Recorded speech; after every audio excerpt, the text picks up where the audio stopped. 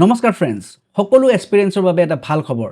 মানে যিখিনি আমাৰ APSC এক্সপিৰিয়েন্স আছে তেওঁলোকৰ কাৰণে এটা ভাল খবৰ, কাৰণ আমাৰ অসম লোকসেৱা আয়োগে এই এডেন্ডামটোৰ মাজেৰে আজি 29 মাৰ্চ তাৰিখে নাম্বাৰ অফ পোষ্ট কিছু ইনক্ৰিজ কৰিছে। মানে আপোনালোকে যদি চাই তেতিয়াহ'লে আসাম ফাইনেন্স সাৰ্ভিস যেটো আমাৰ কেডাৰ আছিলে, Assam finance service junior grade 2, তাতে নাম্বাৰ অফ পোষ্ট ইনক্ৰিজ কৰি পেলাই 53 কৰি পেলোৱা হৈছে। মানে যেটো অৰিজিনেল এড আছিলে তাতে নাম্বাৰ অফ পোষ্ট আছিলে 26, কিন্তু এতিয়া তাক আৰু 27টা পোষ্ট এড কৰি পেলাই 53 নাম্বাৰ অফ পোষ্ট কৰি পেলোৱা হৈছে।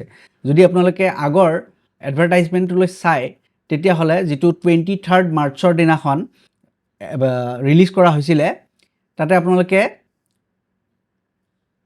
Assam finance service junior grade 2 ইয়ালৈকে যদি মন কৰে তেতিয়াহ'লে দেখিব যে নাম্বাৰ অফ যেটো পোষ্ট আছিলে হেতু আছিলে 26, কিন্তু এতিয়া এই 26ৰ লগত আৰু 27টা পোষ্ট এড কৰা হৈছে আৰু টোটেল নাম্বাৰ অফ পোষ্ট হৈ গৈছে ইয়াৰে 53।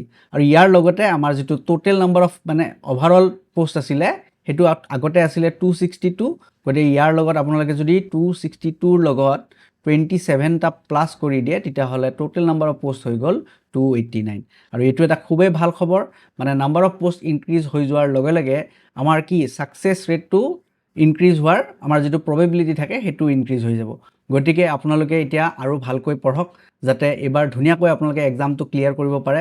আৰু যেহেতু এতিয়া নাম্বাৰ অফ পোষ্টটো ইনক্ৰিজ হৈ গ'ল, গতিকে এবাৰ ক্লিয়াৰ কৰা চান্সও বাঢ়ি গ'ল। গতিকে সকলোৱে ভালকে পঢ়ক, ভালকে মনোযোগ দি পঢ়ক আৰু এবাৰ ধুনিয়াকৈ ক্লিয়াৰ কৰক। ধন্যবাদ।